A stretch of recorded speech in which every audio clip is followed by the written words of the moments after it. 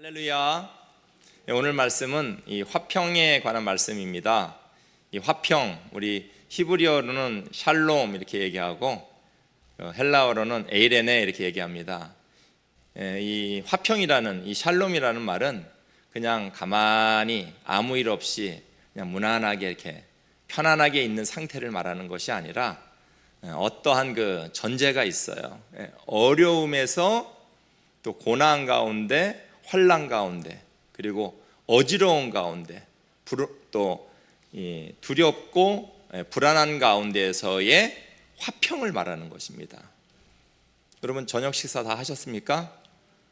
우리 밥 먹은 게 궁금한 게 아니죠. 왜 우리 식사 인사가 있죠? 우리 보릿고개 시대가 다 있었기 때문에 이렇게 밥 먹었냐고 진지 드셨냐고 이렇게 물어보는 것과 같이 샬롬 그러면 그냥 평안하다 이런 느낌이 아니라 항상 어려움과 고난과 환난이 있는 상태에서 진정한 평강을 갖고 계시느냐, 진정한 안위를 삶에 가지고 계시느냐, 이런 물음입니다. 이 8절부터 이 12절까지 이런 화평하고 평안하라는 이런 주제로 사도 베드로가 이렇게 전하고 있지 않습니까? 이 말은 왜 이런 화평이라는 말을 하냐면 단지 교회를 평안하게 하자, 교회는 아무 일 없어야 된다, 이런 차원에서 말을 하는 게 아니라 그 당시 배경이 있어요. 이 서신을 받는 이제 분들이 그 터키 전역에 이렇게 이제 펼쳐져 있는 성도들입니다. 본도, 갈라디아, 비두니아, 갑바도기아, 또 아시아, 터키 전역에 펼쳐져 있는 그런 성도들이에요. 근데 그 당시만 해도 아주 큰 핍박은 받지는 않았지만은 예수님을 믿다 보면 어려움이 있습니다. 삶에. 또 예수님 믿는 믿음의 삶, 십자가의 삶을 살아가다 보면 희생이 있고 또 자기 헌신이 있습니다. 계속 그런 희생과 헌신을 하면 세상 사람들은 그거를 얕보죠. 얕본 다음에 이용을 하고, 그리고 이제 더 이렇게 뒤집어 세우는 거죠. 그러면 이제 과도하게 희생을 하다 보면 이게 무리가 돼가지고 힘들고 어렵고, 그리고 이제 서서히 그 당시에 그 상업제도 길드를 통해서, 이 길드라는 모든 상업의 어떤 유통 과정이 전부 다 종교와 관계가 돼 있는 거예요. 그래서 사람들이 뭘 사 먹고 사고 이런 게 다 종교와 관계되어 있는 것 때문에 예수 믿는 사람들은 거기에 관계를 하지 않다 보니까 이런 상업의 어떤 그런 유통, 이러한 그 판로, 이런 것들에 접근을 하기가 어려운 것입니다. 그러면 당연히 어떻게 해요? 장사도 못하고 돈도 못 벌고 때로는 직장 생활도 못하고, 그리고 사회에서는 계속 성도들을 조롱하고 핍박하는 이런 것들이 계속해서 이제 대두됩니다. 그러면 성도들이 이제 스트레스를 받죠. 황해도에서 뺨 맞고 어디에서 푼다는 식으로 이제 교회를 그런 스트레스를 가득 담아가지고 상처 입어갖고 오는 거예요. 그럼 이제 누가 한마디만 잘못 툭 하고 던지면 세상의 그 서열, 계급, 질서의 속에서는 이제 한마디를 할 수가 없죠. 안 그러면 이제 잘리든지 이러니까. 그 교회는 이제 자유함이 있잖아요. 그러면 교회 오니까 교회에서는 이제 이게 터져 나가는 거예요.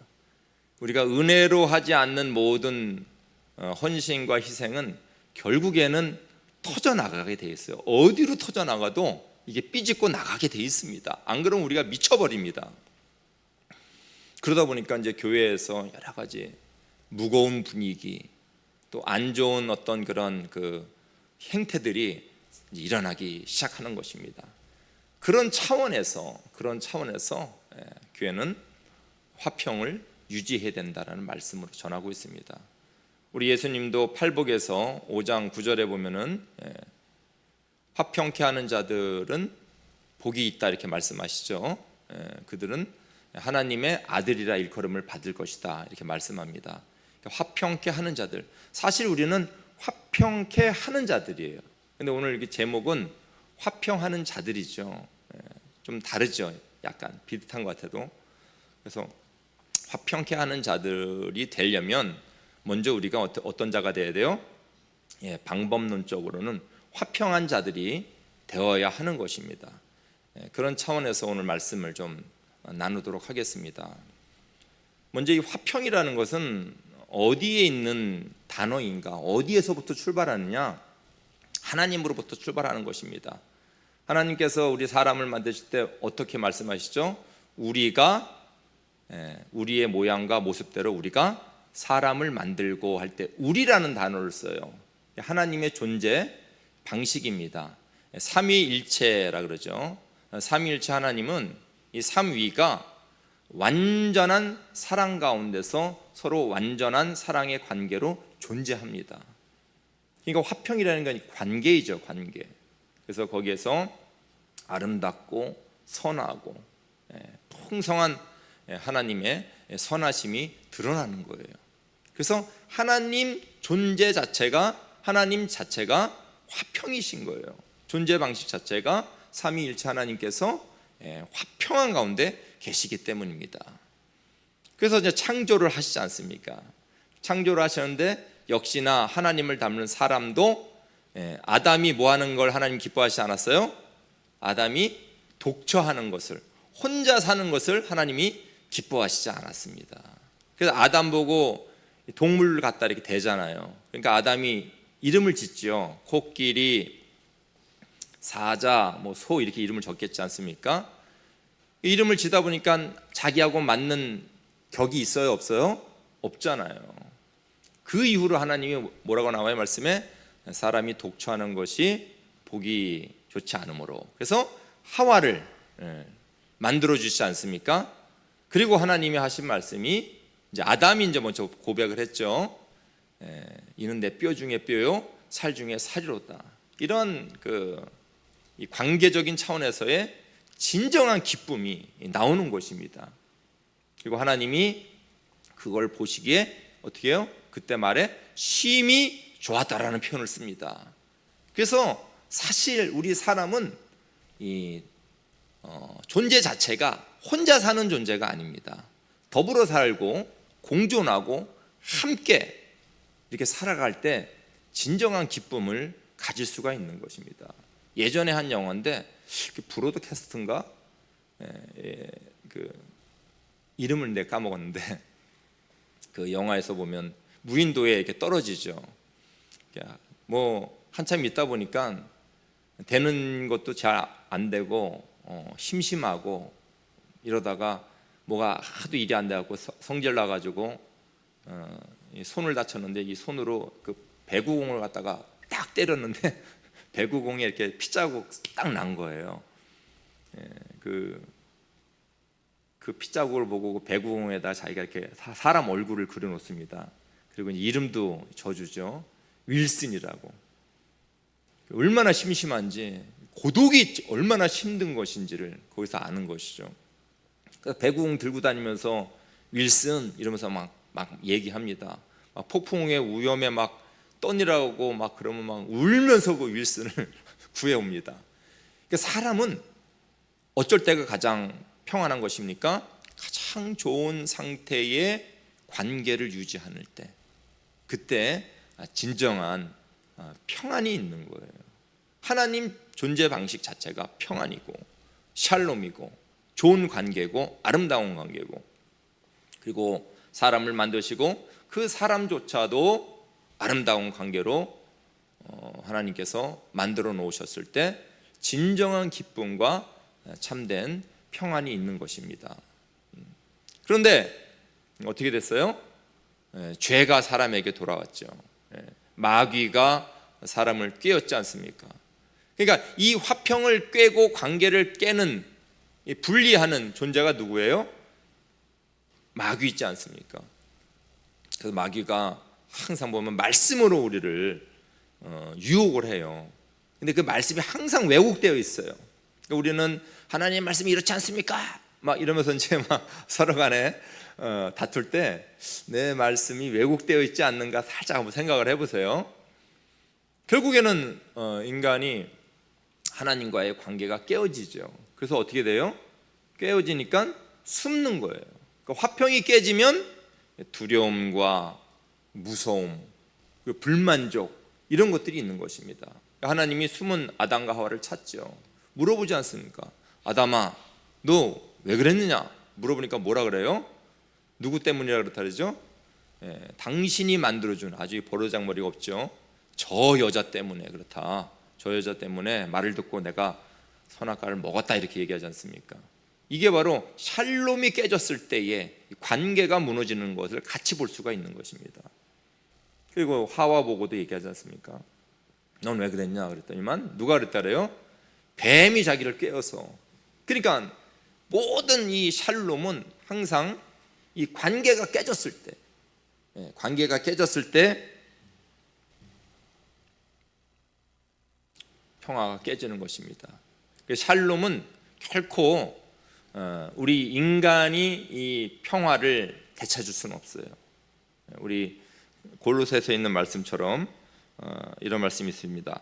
그의 십자가의 피로 화평을 이루사 만물 곧 땅에 있는 것들이나 하늘에 있는 것들이 그로 말미암아 자기와 화목하게 되기를 기뻐하심이라.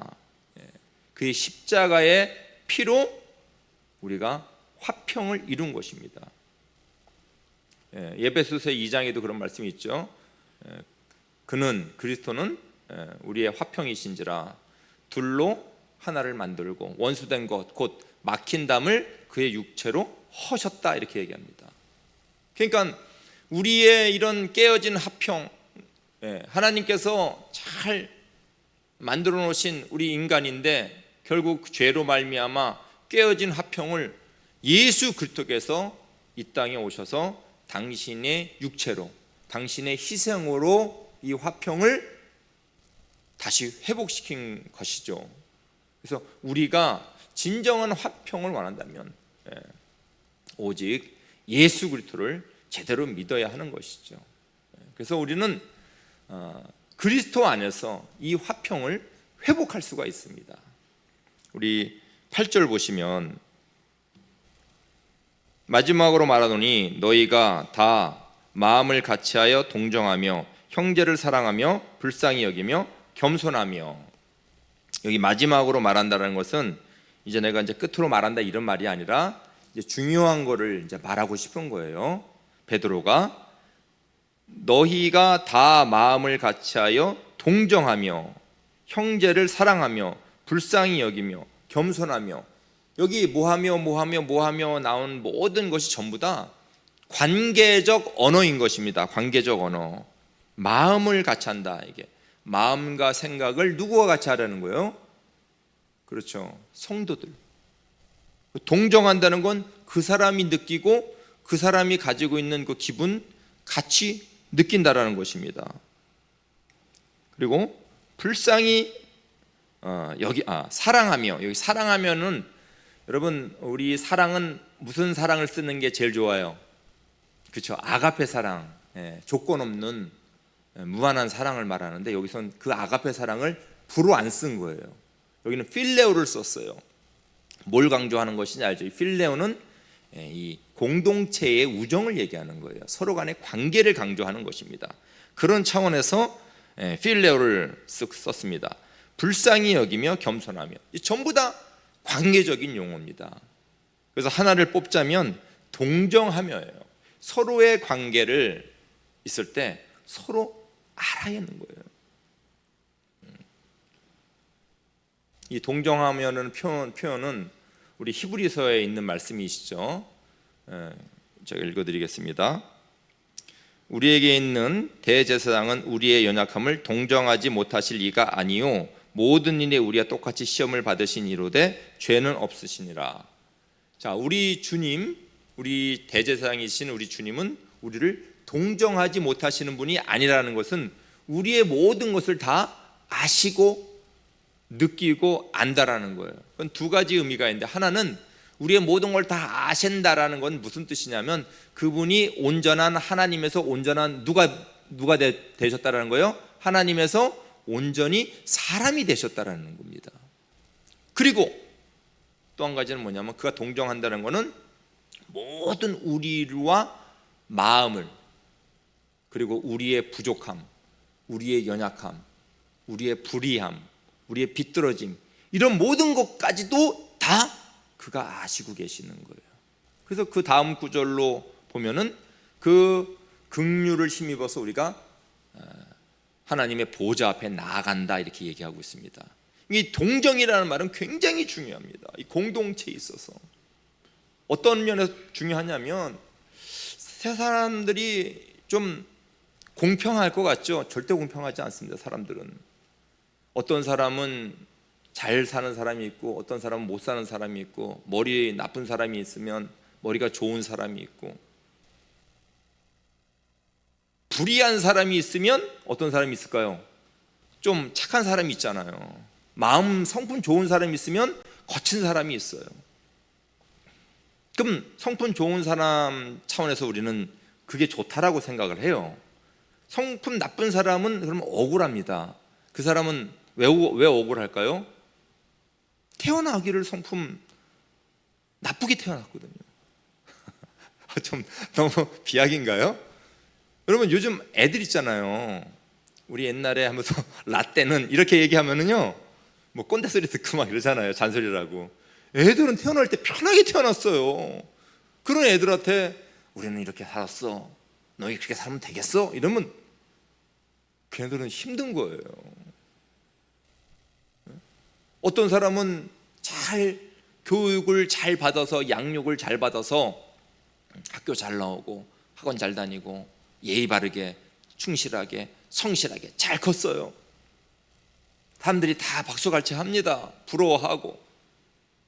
근데 어떤 사람은 어떤 무슨 뭐 이제 속된 말로 깡패나 양아치 집안에 태어났어요.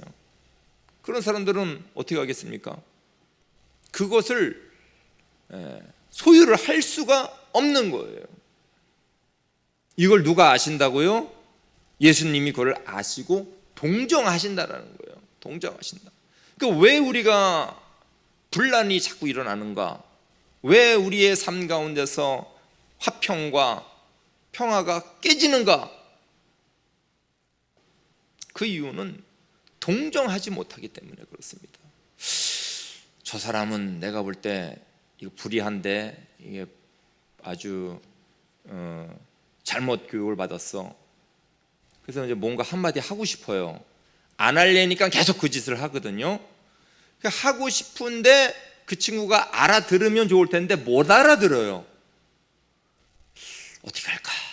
나 또 보자. 나 또 보니까 자꾸 그러니까 여러분 어떤 비뚤어지고 비틀려진 사람이든지 그런 일이 있으면 누군가는 계속 뭘 받아야 돼요? 피해를 당하거든요. 피해를. 그러니까 이거 내가 한마디 해야겠다고 한마디 딱 했는데 그 사람이 안 알아들을 수도 있고 못 알아들을 수 있는지 몰라도 막 화를 내고 막 성질을 냈단 말이에요. 그러니까 어떤 사람 같으면 내가 그냥 얘기를 하지 말아야겠다. 이러다가 괜히 큰 난리 나지. 또 어떤 사람 같으면 그래도 얘기를 해야겠다. 고쳐 먹으면 좋은데 안 고쳐 먹으니까 힘든 거예요. 그러면 여러분 같으면 어떻게 해야겠어요? 얘기를 할까? 얘기를 하지 말까요? 엄마는 여름에 덥다고 창문을 좀 열으라 그래요. 아빠는 창문 열면 모기 들어오니까 닫으라 그래요. 그래서 엄마가 야, 문 좀 열어. 그러니까 아빠가 야, 모기 들어와, 문 닫어. 아들이 어떻게 됐을까요? 두 부류를 다 해결을 했어요. 그래서 이제 방충망을 해서 만들었다는 그런 말이 나오더라고요. 참 이 교회에서 일이나 우리 사람 관계가 그래요. 이거 아니면 이거일 수밖에 없어요. 말을 하려니 말 안 듣게 생겼고 말을 안 하려니 주위에서 힘들고. 근데 예수 믿는 사람들에게는요 방법이 딱 한 가지밖에 없어요. 그를 동정하는 거예요. 동정이라는 건 뭐예요? 나와 같은 생각을 갖는다는 거예요.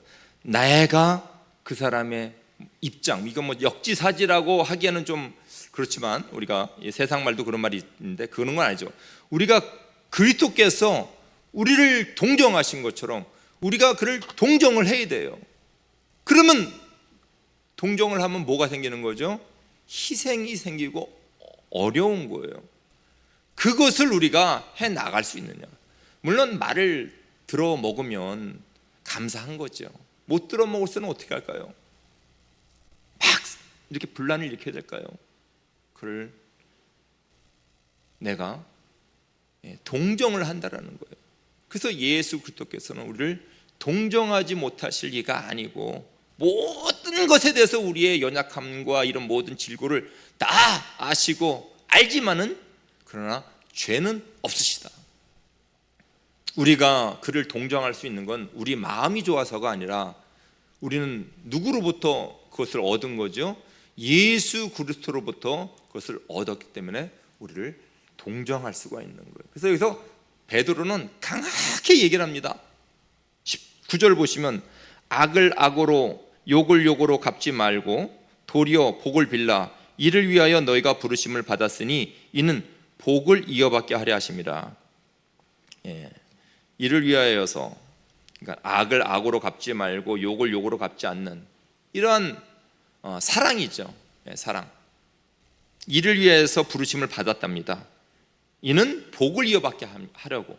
이는이 어디를 이렇게 연결이 되냐에 따라서 이게 완전히 말이 달라지는데, 우리가 그렇게 욕을 욕으로 갚지 않고 악을 악으로 갚지 않으면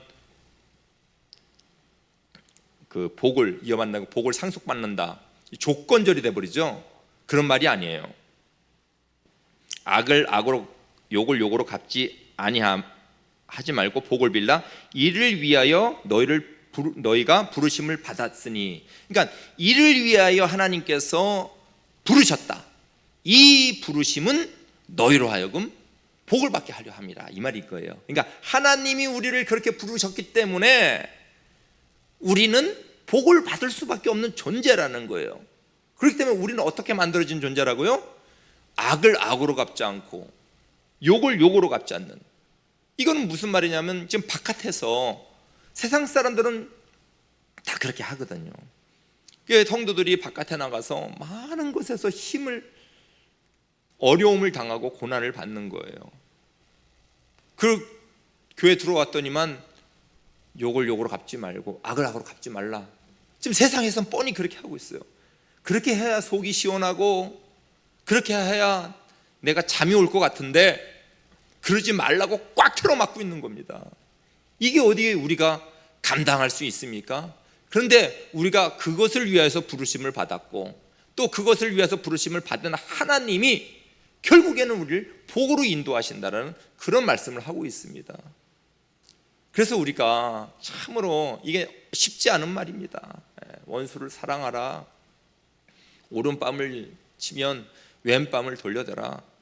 속옷을 달라 그러면 뭐예요? 겉옷까지 다 주어라. 오리를 억지로 가자 하면 심리로 가라. 이게 가능합니까? 어느 인간이 이렇게 할 수가 있어요? 이거는 불가능한 겁니다. 이거는 복음 시대에 예수님이 전한 율법이라고도 이렇게 얘기를 합니다. 이거를 누구만 가능하냐? 예수님만 가능한 것이에요.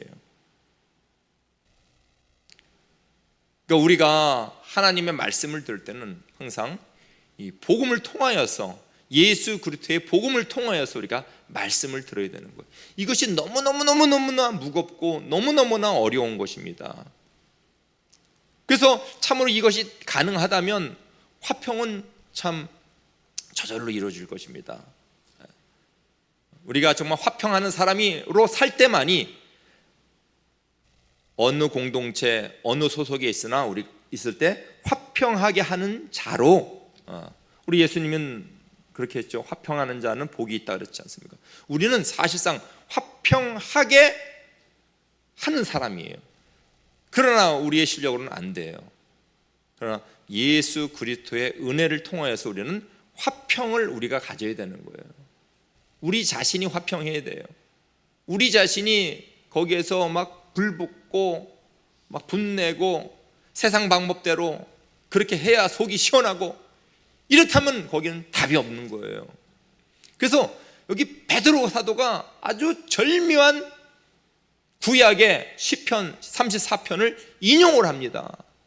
그걸 알기 때문에 베드로 사도도 시편 34편에 10절부터 보시면, 생명을 사랑하고 좋은 날 보기를 원하는 자는 혀를 금하여 악한 말을 그치며 그 입술로 거짓을 말하지 말고 악에서 떠나 선을 행하고 화평을 구하며 그것을 따르라. 주의 눈은 의인을 향하시고 그의 귀는 의인의 간구에 기울이시되 주의 얼굴은 악행하는 자들을 대하시느니라 하였느니라. 얼굴이란 건 이제 주님의 그 무서운 얼굴입니다. 심판의 얼굴. 여기 보면은 화평을 구하라고 하죠. 그 왜, 중요한 것은 여기 있는 그 내용보다도 중요한 것은 왜 이것을 사도 베드로가 인용을 했냐는 것인 것입니다. 이 시편 34편은 어떤 배경에서 지어진 것이냐면, 다윗이 사울을 추격을 피하여서 도망가지 않습니까? 유대 땅, 이스라엘 땅 어디에도 숨을 장소가 없는 거예요. 도망가다. 그러니까 어디로 이제 빠져나가냐면 이제 나라를 빠져나가는 거예요. 가드 지방을 빠져나갑니다. 그 가드 지방에 가서 그 가드 왕 아기스 앞에서 살려고 무슨 척을 해요? 그 미친 척을 하는 거예요. 아마 문기둥에서 침 절절 바르면서. 그게 얼마나, 근데 그 가드가요 누구의 고향이냐면, 누가 살던 곳이에요? 골리앗이 가드에서 나왔거든요. 요건 뭐 원수가 외나무 다리에 딱 만난 것이죠. 그럼 이건 다윗이 여러분 살 수 있어요? 원수 왔는데? 이거는 살 수 없는 상황인데, 다윗이 미친 척을 아무리 하더라도 그건 죽어야 마땅한 거예요. 그런데 아기스가 무슨 폼을 잡는지, 야, 저런 미친 자를 뭘 나한테 들고 왔냐, 그냥 갖다 버려, 이렇게 얘기한 겁니다. 이게 여러분, 그래서 이 다윗은 자기가 어마어마한 것에서 은혜를 받은 거예요. 아, 하나님 정말 살아계시고 도저히 살 수 없는 지경에 하나님이 자기를 구원해 주신 거에 대해서 찬양을 하는 거예요. 그러니까 여러분, 우리가 뭐 100명 중에 1명 살아났다 그래도 대단한 건데, 예를 들어서 10,000명 중에 1명 살아났다, 더 대단한 거죠. 다 죽을 수밖에 없는데 혼자 사는데 더 대단한. 이건 다윗이 거기에서 어마어마한 간격을 받은 거예요. 이런 가운데서도 하나님이 나를 사랑하시고, 그 모양과 모습을 보면 형편없죠. 미친 체 하고 막 그렇게 했는데 자기가 살아났는데 그게 뭐가 그렇게 대단하길래 하나님을 찬양했을까요? 다윗은 똑같아요. 골리앗을 이길 수 없는 지경에서도 골리앗을 이긴 것이나, 이런 죽을 지경에서도 자기가 미친 짓을 했던 뭘 했던 중요한 게 아니에요. 이건 죽을 수밖에 없는 데서 하나님께서 구원을 시켜놓은 거예요. 그래서 첨가적으로, 부연적으로, 근데 그 첨가하고 부연하는 게 주제가 돼버린 거예요. 그게 지금 말씀하는 거예요. 다윗이 여기 악에서 떠나, 이제 10절부터 읽어야 돼요. 생명을 사랑하고 좋은 날 보기를 원하는 자는, 이제 구원을 얘기하고 영원한 이제 하늘나라를 바라는 거죠. 혀를 금하여 악한 말로 그치며 그 입술로 거짓말하지 말고 악에서 떠나 선을 행하고 화평을 구하며 그것을 따르라. 이거 다윗이 뭐 선을 행하고 악을서 떠나고 뭐 아름다운 열매를 맺어서 내가 이렇게 했기 때문에 이런 은혜를 받아서 너희들 이렇게 해라, 이런 게 아니에요. 그냥 무슨 말이냐 하면, 내가 그 엄동설안에 그 어려운 가운데서 이 구원을 받았기 때문에 너희들 힘든 거 안다라는 거예요. 힘들 때 막 불평하지 말고. 이건 부연적인 건데 오늘 말씀이 주제가 된 거예요. 우리가 결국에는 구원받는 거예요. 하나님의 은혜로. 그리고 결국에는 그 하나님이 우리를 사랑하심을 항상 우리는 체험하게 되는 거예요. 왜 사람이 싸우고 왜 사람이 갈라지고 다 자기의 약한 점이 있고 불안 심리가 있고 응축된 게 있고 그렇기 때문에 짜증도 나고 화도 내고 분도 내고 저도 화를 낼 때가 있습니다. 아니 저도 그러니까 이상하죠. 저 당연히 화를 내죠. 거룩한 사람처럼 왜 내가 막 짜증나고 화를 낼 때가 왜 그럴까 생각해 보면 바쁠 때 앞에 큰 짐이 있을 때 뭔가 해쳐야 되는데 그럴 때 짜증이 나는 거예요. 그리고 없을 때 두려울 때 짜증이 나는 거예요. 이것을 어디에다가 폭발을 시킬까요? 그 무서운 계급 그 사이에서 우리가 그런 걸 표출하지 못하죠. 가정에 와서 약한 자에게 교회에 와서 사랑하고 마음 약하고 상처 있고 다 이런 자들에게 이것이 펼쳐나가는 것입니다. 그래서 다윗은 우리가 그렇게 겁내지 말자. 어려운 것은 하나님 우리를 구원하신다. 그렇기 때문에 찬양해라. 하나님의 우린 백성으로서 입을 금하여서 하나님을 찬양하고 감사하고 불평불만하지 말고 이것을 누가 인용을 했다고요? 베드로가 그 어려운 시정에 그 살아가는 공동체 흩어져 있는 성도들 불쌍히 여기면서 결국 우리 하나님께서 우리를 구원해 내주실 것이다. 우리는 화평하게 하는 자들로 우리는 부름을 받았다. 이 화평하게 하는 자들을 뭐라고 불러요? 하나님의 아들이라 일컫다 그랬죠. 하나님의 아들이라는 것은 어떤 실질적인 실존적인 그런 말을 하려는 게 아니에요. 하나님의 아들이라는 것은 뭘 강조한 말이냐면 뉘앙스가 이런 거예요. 우리 그 음악의 아버지를 누구라고 하죠? 바흐가 음악의 아버지잖아요. 아직도 이 음악이 모든 음악이 바흐를 뛰어넘지 못한대요. 전부 다 바흐에게서 나온대요. 랩을 해도 바흐, 뭐 락을 해도 바흐. 바흐의 음악을 뛰어넘지 못하고 다 바흐가 난 거예요. 그래서 바흐가 음악의 아버지라는 별칭을 갖고 있는 것이죠. 그러면 바흐가 음악을 낳았어요? 그런 건 아니잖아요. 그러니까 하나님의 아들이라는 그 말은 우리가 실존적으로 우리는 하나님의 자녀야 이런 그런 차원의 뉘앙스보다는 하나님 성품, 하나님과 닮은 하나님은 어떤 분이시라고요? 화평 가운데 존재하시는 분이시고 우리를 그렇게 창조하시고 우리를 이렇게 만드셨습니다. 그리고 우리를 그렇게 살아갈 수 없는 죄인이온데 예수 그리스도를 통하여서 우리를 화평하게 하는 자들로 우리 하나님께서 만드셨다는 것입니다. 우리의 모든 삶의 어려움과 고난과 우리를 힘들게 하고 있는 이 모든 것들 여러분 반드시 거기에서 구원해 주실 줄 믿습니다. 그리고 그 구원은 이미 예수 그리스도를 통하여서 이루어 주신 줄 믿습니다. 이 믿음을 가지고 우리의 입을 금하여서